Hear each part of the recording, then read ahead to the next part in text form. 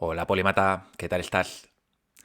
Todo gobierno termina por convertirse en una oligarquía. Incluso los partidos con un origen abierto, participativo y democrático caen rendidos ante la ley de hierro de la oligarquía.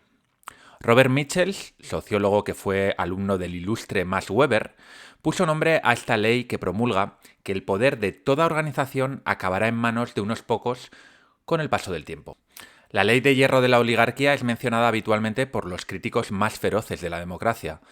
El destino aristocrático que toda organización política contiene en su seno ha alimentado a los más cínicos.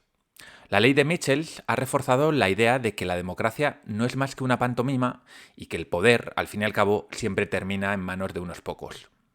En este capítulo voy a contarte en qué consiste la ley de hierro de la oligarquía y si es cierto que estamos abocados a gobiernos oligárquicos o si todavía quedan esperanzas para la verdadera democracia. Vamos con ello. Esto es Polímatas. Conocimiento, razón y aprendizaje. El 15 de mayo de 2011 es una fecha que quedará para la historia. Ese día, ciudadanos indignados de todas las edades e ideologías invadieron la Puerta del Sol y otras plazas españolas para reclamar la democracia real, el fin de la corrupción y el fin de los privilegios de los grandes bancos. De los rescoldos de las protestas nació Podemos, un partido de fundamentos asamblearios que llegó para romper el bipartidismo que caracterizaba la vida política española desde la transición. Podemos fue diseñado por varios estudiantes de ciencias políticas para ser un partido diferente, con un talante asambleario, plural, y que rechazaba los privilegios de la casta política que, según sus propias palabras, llenaba el Congreso de los Diputados. El Partido Morado promovía una democracia auténtica, que nacía de las bases y que tomaba decisiones mediante asambleas. Y presumía, con razón, de dar peso político a grupos de ciudadanos que se organizaban en los famosos círculos y que recogían propuestas para alimentar las ideas y el programa del partido. Recuerdo perfectamente lo mucho que ilusionó Podemos a buena parte de los jóvenes y de los mayores españoles, no solo con ideología de izquierdas, sino a todos los que estábamos quemados de cómo funcionaban las cosas por entonces. Todos los que observábamos pasivos cómo el PSOE y el PP se alternaban en el poder sin aparentes cambios de calado. El mensaje de Pablo Iglesias, la cabeza visible del partido, conectó rápidamente con el hastío ciudadano.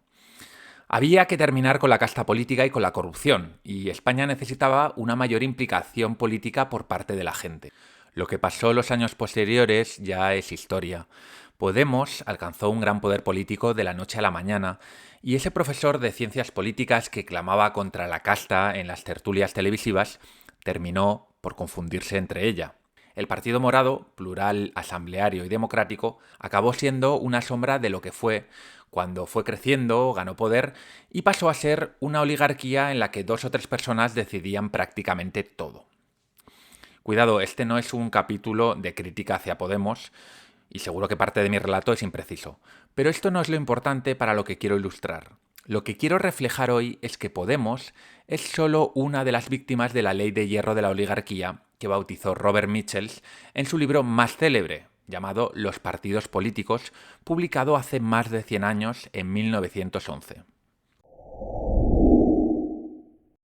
La ley de hierro de la oligarquía establece que toda organización política, económica o social, por muy democrática que sea en sus orígenes, terminará estando controlada por unos pocos.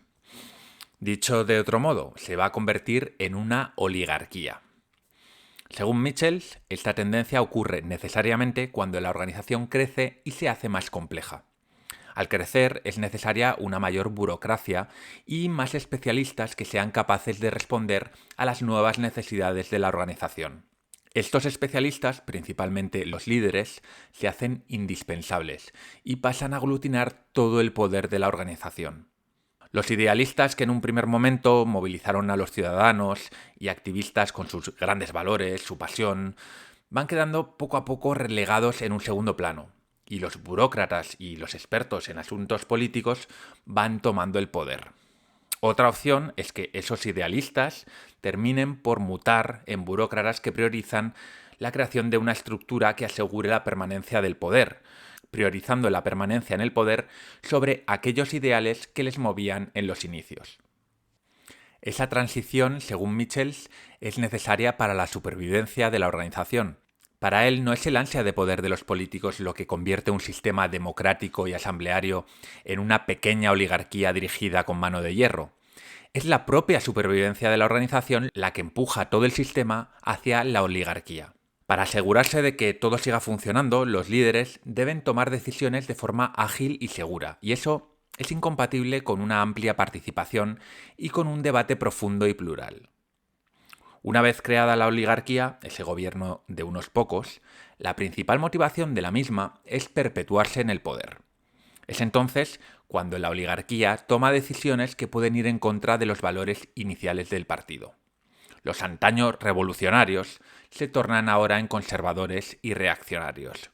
De ahí que tanta gente que votó ilusionada a Podemos en 2015 hoy echen pestes contra ellos, ya que sienten que sus líderes han puesto sus intereses por delante de los ideales primigenios del movimiento. Robert Michels llegó a estas conclusiones observando de cerca lo que ocurría en los partidos socialistas de principios del siglo XX en Alemania. Él se dio cuenta de que esos partidos que ensalzaban los valores democráticos terminaban por organizarse de forma nada democrática. Michels concluyó que esa deriva era inevitable. En sus propias palabras, quien dice organización dice oligarquía. Lo revolucionario de la tesis de Michels es que da igual si un partido es autocrático o democrático. Su organización interna terminará por ser jerárquica y sus decisiones las tomarán unos pocos.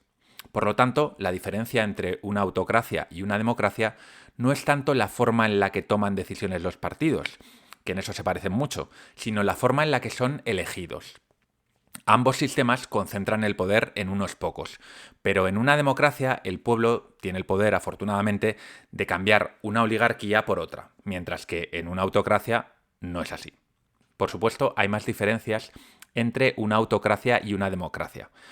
En la primera, el partido no tiene limitaciones y puede hacer y deshacer a su antojo, mientras que en una democracia existe una constitución y unas reglas del juego que los oligarcas deben seguir. Debemos aclarar que una oligarquía no es mala per se, es solo una forma de organización. Lo que dirá si es mala o buena es si sus políticas están alineadas o no con los intereses de los ciudadanos.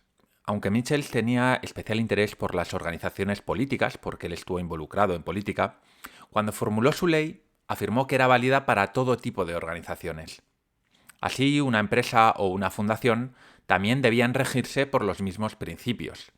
Eso significa que aunque empiecen su vida como organizaciones horizontales y democráticas, la burocracia y la jerarquía irán creciendo hasta que unos pocos tomen todas las decisiones importantes.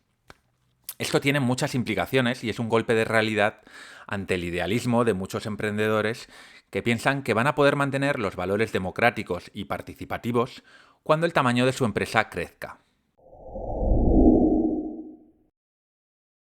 Cuando hablamos de la ley de hierro de las oligarquías, ¿estamos hablando de una verdadera ley? Bien, en ciencia una ley es algo muy serio. La ley de gravitación de Newton o la relatividad general de Einstein son patrones naturales que se cumplen siempre, sin excepciones. Entonces, ¿es la ley de hierro de las oligarquías una verdadera ley? La respuesta, como te puedes imaginar, es que no. Y por cierto, esto es extensible a cualquier otra ley social, económica, política. Por ejemplo, la ley de la oferta y la demanda o la ley de los rendimientos acelerados son simples tendencias, no son leyes que se cumplan en el 100% de los casos. Es decir, no hay en la sociedad una fuerza imparable que lleve a toda organización a ser dominada por una oligarquía. Y esto lo sabemos porque son muchos los investigadores que han analizado empíricamente la ley de hierro de las oligarquías durante los últimos 100 años. Suiza es un buen ejemplo de democracia participativa en la que todos los ciudadanos tienen un poder real sobre las decisiones políticas y donde la ley de hierro de las oligarquías no parece tener mucho peso. Los ciudadanos suizos son convocados 4 veces al año para votar docenas de asuntos políticos concretos. Además, reuniendo firmas suficientes, pueden proponer nuevas leyes y modificar leyes ya existentes. Suiza está dividida políticamente en 26 cantones. cada uno de los cuales tiene una gran autonomía política, lo que dificulta la concentración del poder del país en unas pocas manos, tal y como sí sucede en otros países cuyo poder político está mucho más centralizado. El Consejo Federal, que es el órgano de gobierno del país, está formado por 7 miembros de diversos partidos políticos. Seguramente no recuerdes el nombre de ningún presidente de Suiza, ya que rotan anualmente y sus poderes son meramente representativos. Estas y muchas otras medidas contrarrestan la tendencia de las organizaciones políticas a convertirse en oligarquías.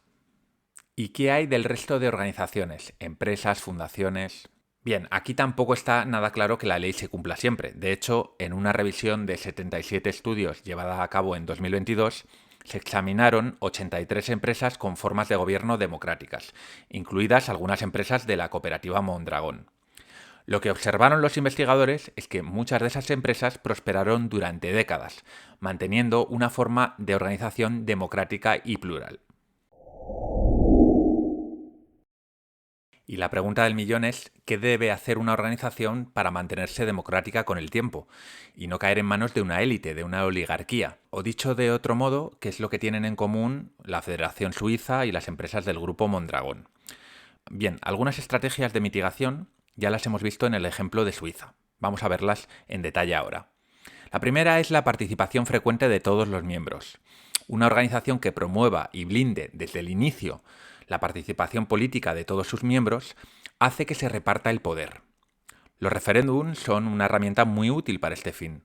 La tecnología actual además hace mucho más sencillo que los ciudadanos podamos tomar decisiones sobre asuntos políticos importantes desde nuestro smartphone. Es decir, cuando Michels era joven, allá por principios del siglo XX, la tecnología no permitía hacer cosas que a día de hoy podemos hacer con muchísima facilidad. En segundo lugar, deben existir divisiones políticas que compitan entre sí. Los cantones suizos, los estados en Estados Unidos o las comunidades autónomas en España son agrupaciones locales políticas que tienen más o menos autonomía y que ponen freno a la creación de grandes grupos, de grandes oligarquías nacionales que acaparen todo el poder. En Suiza, por ejemplo, los cantones tienen muchísima libertad para fijar impuestos, lo que se traduce en una competencia sana entre ellos y obliga a los políticos de cada cantón a mirar por los intereses de los ciudadanos y fijar impuestos que sean razonables y dedicarlos a aquello que el pueblo realmente quiere. En tercer lugar, es importante que existan diversas facciones. Toda oligarquía busca el silencio de sus opositores. Por eso, en España, los líderes políticos castigan a los diputados y ministros que muestran públicamente opiniones distintas a las de su líder. Como sabes, no hay mayor afrenta dentro de un partido político oligárquico que la deslealtad. La libertad de expresión y las distintas posturas ponen en peligro la permanencia de la oligarquía. Por eso, en Suiza, el Consejo Federal, que ya hemos dicho que era el órgano de gobierno principal, está formado por miembros de diversos partidos. La diversidad promueve un debate interno que impide que se imponga la opinión de unos pocos.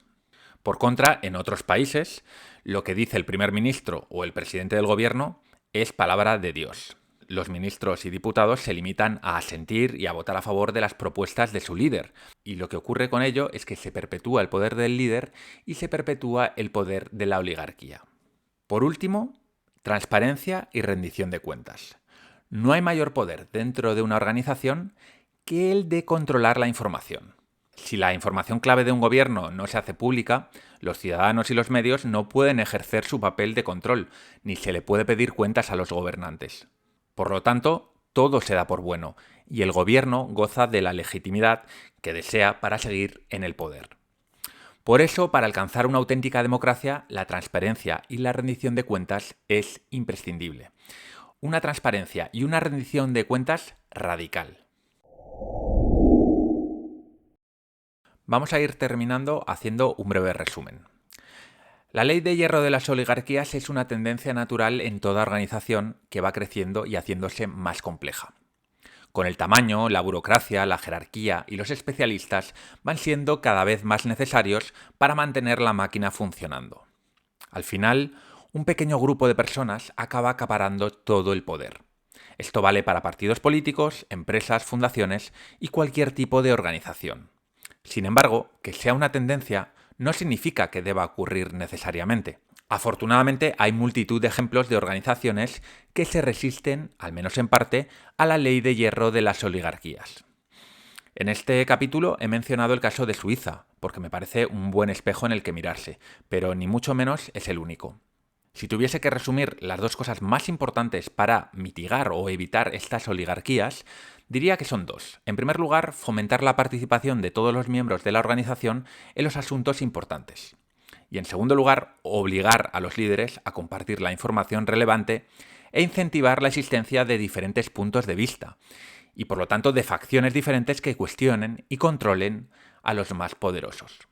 Bueno, Polímata, pues con este ya van 4 capítulos de la serie de Política en Profundidad. Espero que te esté dando una visión un poquito más amplia de la que te pueden dar las noticias o otro tipo de capítulos menos en profundidad, y que poco a poco vayas teniendo esa visión 360 de cómo funciona la política más a alto nivel, ¿no? Que es lo que busco en esta serie. Y sin más, ya sabes que si estás interesado en este tipo de contenidos, tengo muchísimo más en la Biblioteca Polímata, donde vemos los 50 libros más importantes para entender el mundo. Somos ya unos 250 miembros y estamos leyendo libros todos los meses, hacemos charlas, hago resúmenes y bueno, mucho más. Google ahora mismo Biblioteca Polímata y échale un vistazo. Sin más, te deseo felices fiestas, si no nos vemos antes de Navidad. Y pues eso, comer con moderación, beber con moderación y pasarlo muy bien con la familia y con los amigos. Un abrazo muy fuerte, nos vemos muy pronto. Hasta luego.